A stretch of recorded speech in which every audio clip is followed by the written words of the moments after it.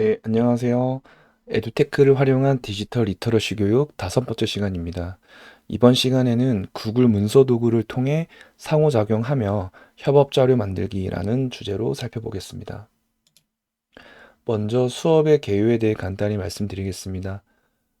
본 수업에서는 구글 문서 도구를 통해, 그러니까 여기서 말하는 구글 문서 도구는 어, 말 그대로 이제 구글 독스, 구글 문서, 구글 이제 프레젠테이션 같은 그런 문서 작성 도구를 통해서 이제 웹 오피스 도구의 개념을 좀 이해해 보고요.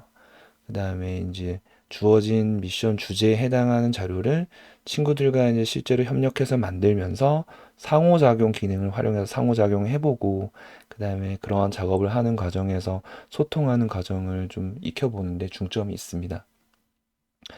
본 수업의 구성은 첫 번째 활동은 어, 웹 오피스 도구, 그러니까 구글 문서 도구가 해당될 텐데, 이러한 웹 오피스 도구가 가지고 있는 이제 장점, 개념을 좀 이해해 보고요.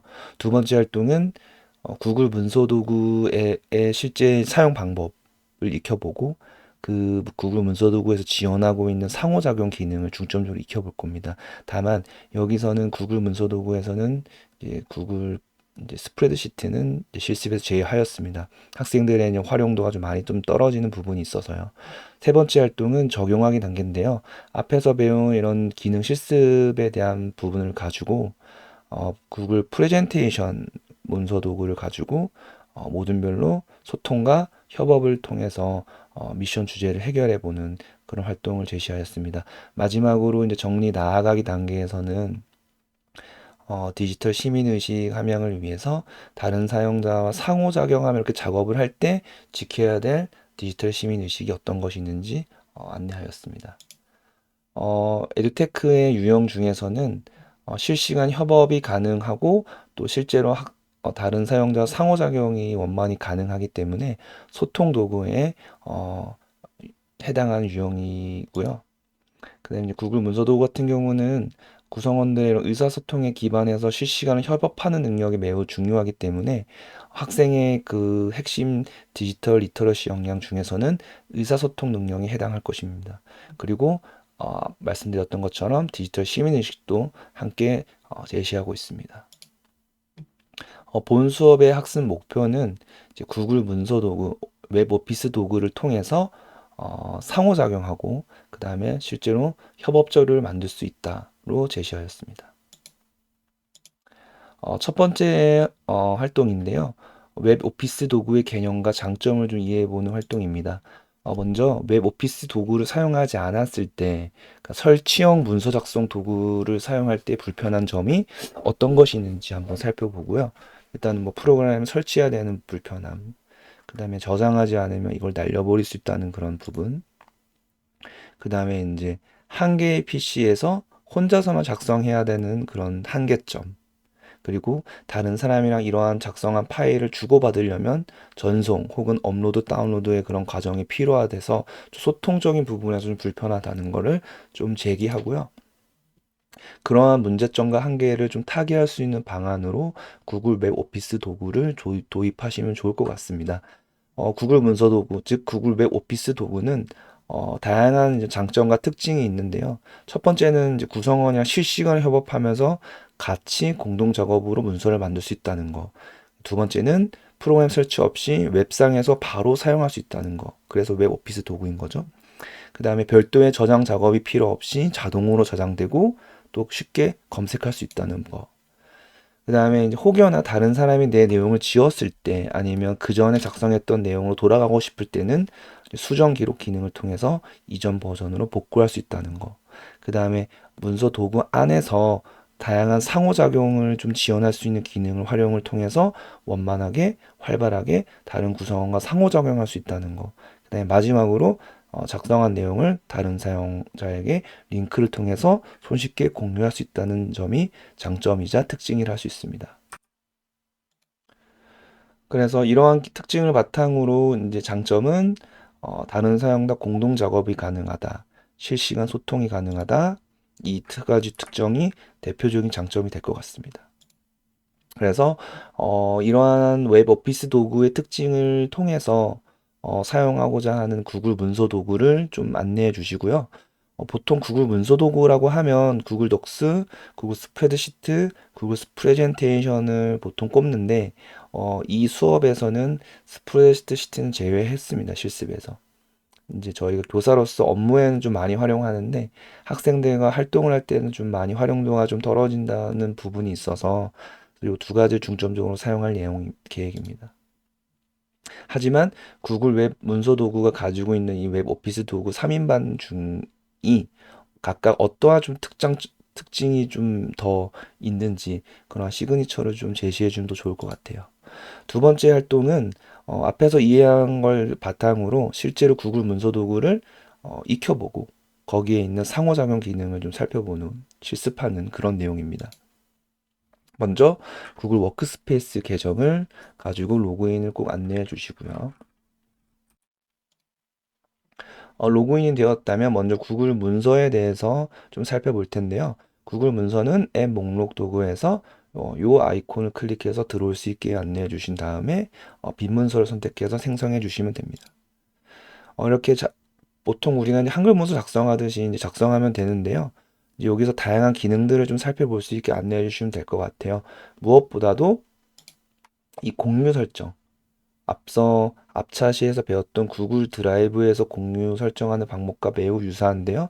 이 공유 버튼의 위치를 꼭 알려주시고 다른 사용자와 함께 작성을 하고 싶다면 이러한 형태로 공유 설정을 해야 된다는 것을 안내해 주시면 될 것 같습니다.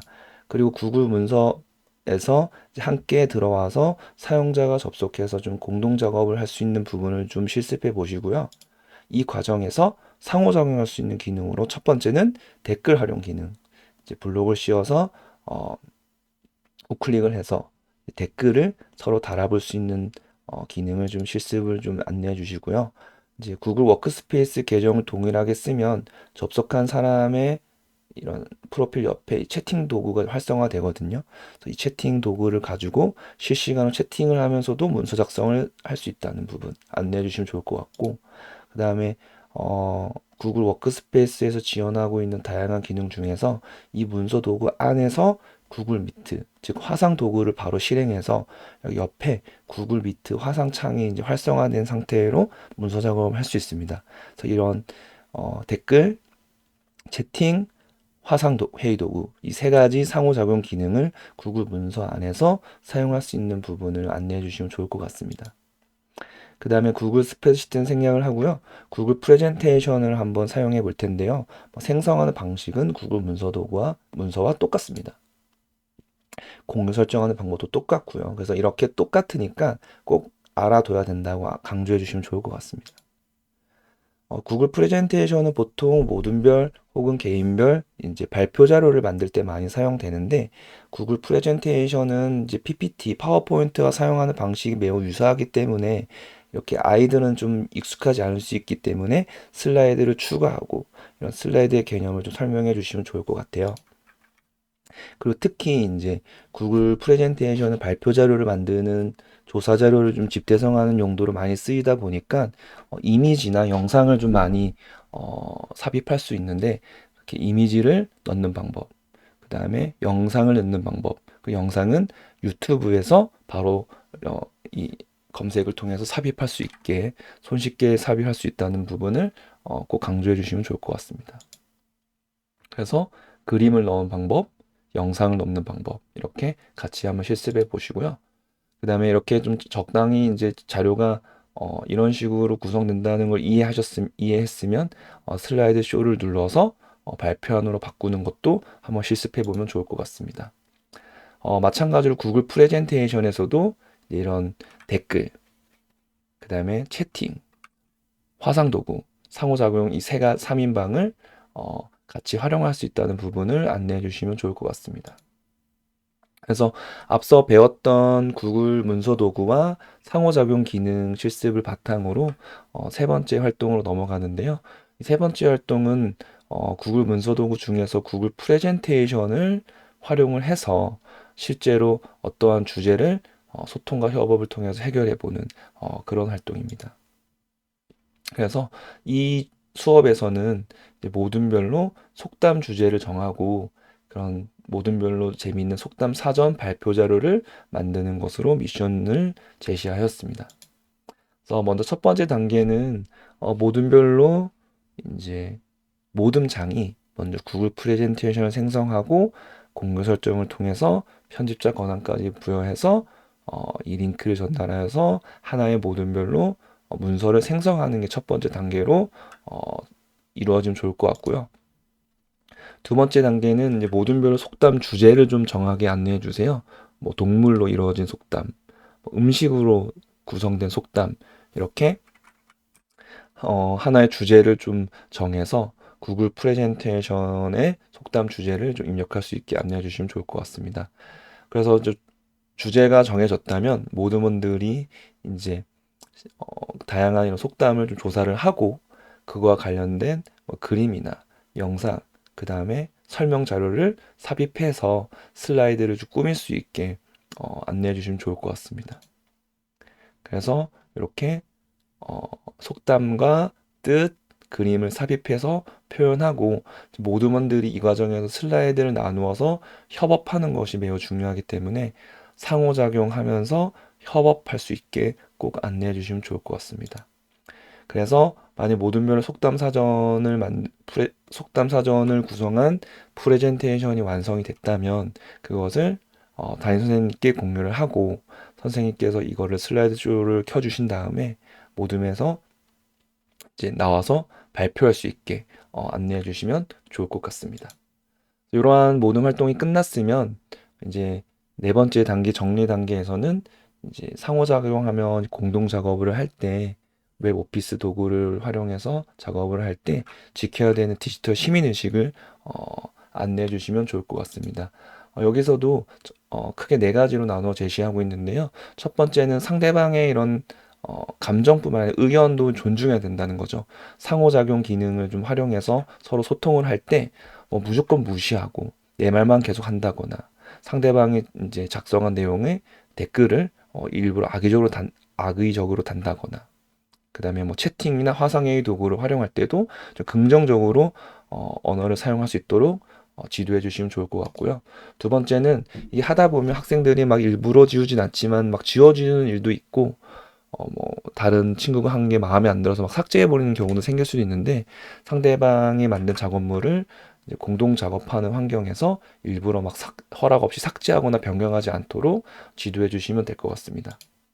그다음 세 번째는 이제 역할 분담이 이루어지기 때문에 내가 맡은 역할에 책임감을 가져야 된다는 부분. 그다음에 작성을 할 때 혹시 다양한 자료를 수집하고 가져올 때 그림이든 영상이든 글이든 그런 출처를 좀 표기하면서 이런 공동 작업 자료를 만들 수 있게 안내해 주시면 좋을 것 같습니다. 네, 이렇게 다섯 번째 시간 수업의 내용 안내를 마치도록 하겠습니다. 감사합니다.